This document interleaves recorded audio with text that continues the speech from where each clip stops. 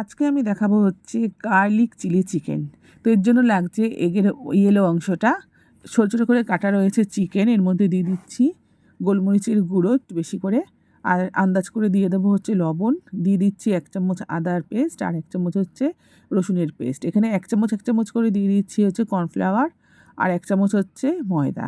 ভালো করে মেখে রাখবো 1 ঘন্টার মতন, তারপর আমি এটা ডিপ ফ্রাই করে নেব। একটা একটা করে ছাড়বো যাতে একটার সাথে একটা গায়ে লেগে না যায়। খুব ভালো করে ডিপ ফ্রাই করে নেব। আমি 1 চামচ ময়দা 1 কর্নফ্লাওয়ার দিয়েছি, বেশি কিন্তু হবে না, ব্যাটারটা হবে না, আমি এরকমই চাই। আর এখানে কিছু ইনগ্রিডিয়েন্টস আছে আমি রাইসের জন্য কেটে নেব। তো চিকেনটা ভাজা হয়ে গেছে, তারপর এর মধ্যে আমি আদা রসুনের paste, tomato sauce, soya sauce দিয়ে একটু সটে করে নেব। সটে করার পর হালকা করে জল দেবো, কারণ আমি ডিপ ফ্রাই করেছিলাম চিকেনগুলো যাতে একটু হালকা সেদ্ধ হয়ে যায়, একটু নরম নরম হয়, ওই কারণেই অল্প জল দিয়ে ফোটাবো। আর দিয়ে দিয়েছিলাম এর মধ্যে আমি রেড চিলি পেস্ট। তো খুব ভালো করে আমি সটে করে নিই, জলটা দিয়ে দিচ্ছি।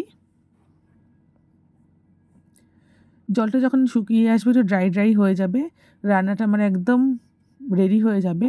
আর এর মধ্যে আমি দিয়ে দিচ্ছি 1 চামচের মতন হচ্ছে গার্লিক কুচি, মানে রসুনের কুচি। রান্নাটা আমার রেডি হয়ে গেছে।